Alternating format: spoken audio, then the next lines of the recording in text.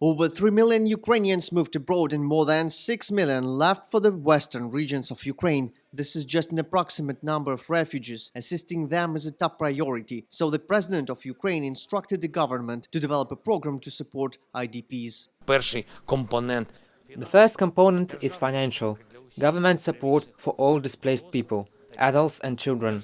The state provision for employment wherever they are staying temporarily, so that every family has a basis for living. The second component is about housing.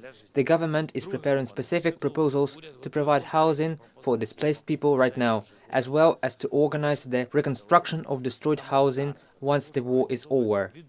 The loss of jobs is one of the main challenges resulting from the current situation. A one-time payment program in the amount of 6,500 hryvnias is now in effect, especially for people turned jobless. However, despite the complicated circumstances, there will be no humanitarian catastrophe for the whole country, the president's office informs.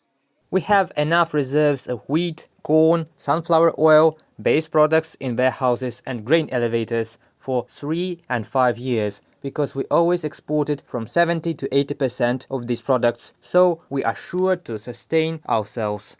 Also, the government is aware that victory in the war is impossible without a strong economic base. That is why an unprecedented package of measures to support businesses was adopted. The fuel tax is reduced. Inspections has been cancelled. Cheap loans are provided at zero interest rate, and all imports are facilitated as much as possible. However, the key thing is that taxes have been cut revolutionarily. First of all, we are talking about the actual implementation of the simplified system for a large number of companies whose turnover is up to 10 billion hryvnias. This is a very strong support for business, taking into account all current circumstances.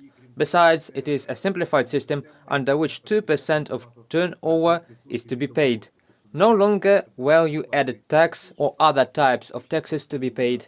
We are in fact moving to a real, I would say, large-scale liberalization.